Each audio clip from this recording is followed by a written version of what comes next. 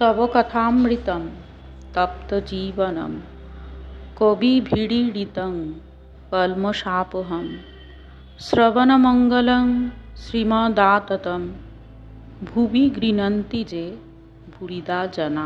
আজ আমরা আবার শ্রী শ্রী রামকৃষ্ণ কথামৃত প্রথম খণ্ড থেকে আগের দিন যেখানে শেষ হয়েছিল তারপর থেকে শুরু করব।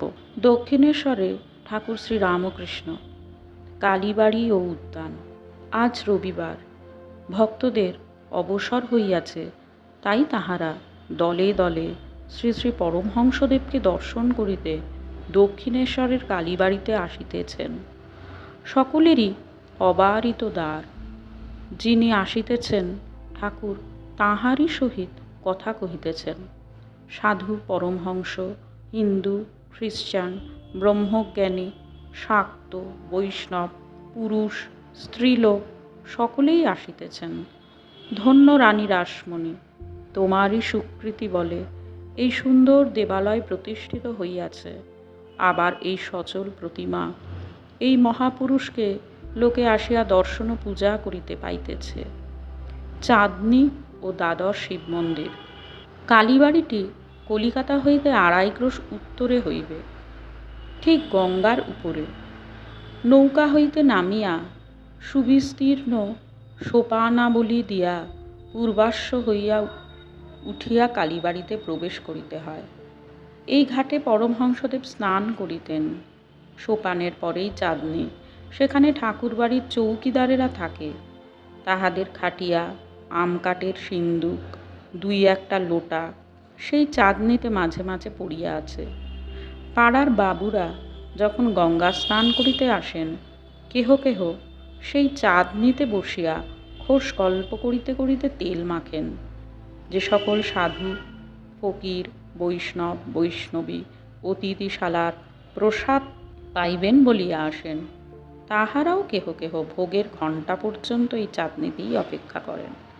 কখনো কখনো দেখা যায় গৈরিক বস্ত্রধারিণী ভৈরবী ত্রিশূল হস্তে এই স্থানে বসিয়া আছেন। তিনিও সময় হলে অতিথিশালায় যাইবেন। চাঁদনীটি দ্বাদশ শিব মন্দিরের ঠিক মধ্যবর্তী। তন্মধ্যে 6টি মন্দির চাঁদনীর ঠিক উত্তরে আর 6টি চাঁদনীর ঠিক দক্ষিণে।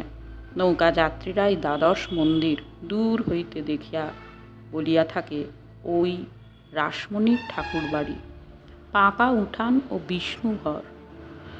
চাঁদনী ও দ্বাদশ মন্দিরের পূর্ববর্তী ঈশ্বর নির্মিত পাকা উঠান। উঠানের মাঝখানে সারি সারি 2টি মন্দির। উত্তর দিকে রাধাকান্তের মন্দির, তাহার ঠিক দক্ষিণে মা কালীর মন্দির। রাধাকান্তের মন্দিরে শ্রী শ্রী রাধাকৃষ্ণ বিগ্রহ পশ্চিমাশ্র। সিঁড়ি দিয়া মন্দিরে উঠিতে হয়। মন্দির তল মর্মর প্রস্তরাবৃত। মন্দিরের সম্মুখস্থ দালানে ঝাড় টাঙানো আছে, এখন ব্যবহার নাই, তাই রক্তবস্ত্রের আবরণী দ্বারা রক্ষিত। একটি দারবান পাহারা দিতেছে। অপরাহ্নে পশ্চিমের রৌদ্রে পাছে ঠাকুরের কষ্ট হয়, তাই ক্যাম্বিসের পর্দার বন্দোবস্ত আছে। দালানে সারি সারি খিলানের ফুকর উহাদের দ্বারা আবৃত হয়। দালানের দক্ষিণ পূর্ব কোণে একটি গঙ্গা জলের জালা। মন্দিরের চৌকাঠের নিকট একটি পাত্রে শ্রী চরণামৃত রাখা। ভক্তেরা আসিয়া ঠাকুর প্রণাম করিয়া এই চরণামৃত লইবেন। মন্দির মধ্যে সিংহাসনারূঢ় শ্রী শ্রী রাধাকৃষ্ণের বিগ্রহ। শ্রীরামকৃষ্ণ এই মন্দিরে পূজারীর কার্যে প্রথম ব্রতী হন 1857-58 খ্রিস্টাব্দে। শ্রী শ্রী ভবতারিণী মা কালী। দক্ষিণের মন্দিরে সুন্দর পাষাণময়ী কালী প্রতিমা, মার নাম ভবতারিণী। শ্বেত কৃষ্ণ মর্মর প্রস্তরাবৃত মন্দির তল ও সোপানযুক্ত উচ্চ বেদী। বেদীর উপরে রৌপ্যময় সহস্রদল পদ্ম, তাহার উপর শিব। শিব হইয়া দক্ষিণ দিকে মস্তক, উত্তর দিকে পা করিয়া পড়িয়া আছেন। শিবের প্রতিকৃতি শ্বেত প্রস্তর নির্মিত। তাহার হৃদয়োপরি বারাণসী চেলি পরিহিতা, নানা আভরণ অলঙ্কৃতা এই সুন্দর ত্রিনয়নী শ্যামা কালীর প্রস্তরময়ী মূর্তি। শ্রীপাদপদ্মে নূপুর, গুজরি, পঞ্চম পাঁজের চুটকি আর জবা বিল্বপত্র। পাঁজের পশ্চিমের মেয়েরা পরে। পরমহংসদেবের ভারী স্বাদ, তাই মথুরবাবু পরাইয়াছেন। মার হাতে সোনার বাউটি, তাবিজ ইত্যাদি।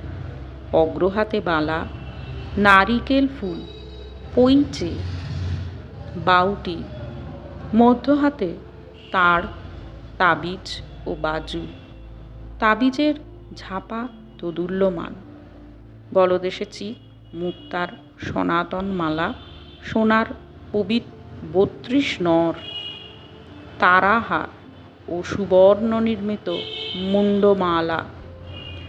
মাথায় মুকুট, কানে কানবালা, কানপাশা, ফুল ঝুমকো, চৌদানি ও মাছ। নাসিকায় নথ, নোলক দেওয়া। ত্রিনয়নীর বাম হস্তদ্বয়ে নৃমুণ্ড ও অসি, দক্ষিণ হস্তদ্বয়ে বরাভয়। কটিদেশে নরকর মালা, নিম ফল ও কোমর পাটা। মন্দির মধ্যে উত্তর পূর্ব কোণে বিচিত্র শয্যা, মা বিশ্রাম করেন। দেওয়ালের এক পার্শ্বে চামর ঝুলিতেছে। ভগবান শ্রীরামকৃষ্ণ এই চামর লইয়া কতবার মাকে ব্যজন করিয়াছেন। বেদির উপর পদ্মাসনে রূপার গেলাসে জল, তলায় সারি সারি ঘটি, তন্মধ্যে শ্যামার পান করিবার জল। পদ্মাসনের উপর পশ্চিমে অষ্টধাতু নির্মিত সিংহ, পূর্বে গধিকা ও ত্রিশূল। বেদির অগ্নিকোণে শিবা, দক্ষিণে কাল প্রস্তরের বৃষ ও ঈশান কোণে হংস। বেদি উঠিবার সোপানে রৌপ্যময় ক্ষুদ্র সিংহাসনোপরি নারায়ণ শিলা। এক পার্শ্বে পরমহংসদেবের সন্ন্যাসী হইতে প্রাপ্ত অষ্টধাতু নির্মিত রামলালা নামধারী শ্রীরামচন্দ্রের বিগ্রহ, মূর্তি ও বাণেশ্বর শিব। আরও অন্যান্য দেবতা আছেন। দেবী প্রতিমা দক্ষিণাস্যা। ভবতারিণীর ঠিক সম্মুখে অর্থাৎ বেদির ঠিক দক্ষিণে ঘট স্থাপনা হইয়াছে। সিন্দুর রঞ্জিত পূজান্তে নানা কুসুম বিভূষিত পুষ্পমালা শোভিত মঙ্গল ঘট। দেওয়ালের এক পার্শ্বে জলপূর্ণ তামার ঝাড়ি, মা মুখ ধুইবেন। ঊর্ধ্বে মন্দিরে চাঁদোয়া। বিগ্রহের পশ্চাৎ দিকে সুন্দর বারাণসী বস্ত্রখণ্ড লম্বমান। বেদির চারিকোণে রৌপ্যময় স্তম্ভ, তদুপরি বহুমূল্য চন্দ্রাতপ। উহাতে প্রতিমার শোভাবর্ধন হইয়াছে। মন্দির দুহারা দালানটির কয়েকটি ফুকর সুদৃঢ় কপাট দ্বারা সুরক্ষিত। একটি কপাটের কাছে চৌকিদার বসিয়া আছে।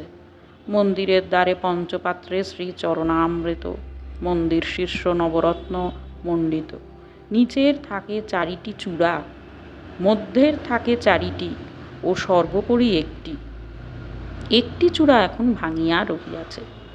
এই মন্দিরে এবং রাধাকান্তের ঘরে পরমহংসদেব পূজা করিয়াছিলেন। আজ এখানেই পাঠের বিশ্রাম দিলাম। আগামী দিন আবার এর পরের থেকে চলবে। শ্রীরামকৃষ্ণায় অর্পণমস্তু। আপনারা সঙ্গে থাকুন এবং কথামৃতের অমৃত কথা শ্রবণ করুন।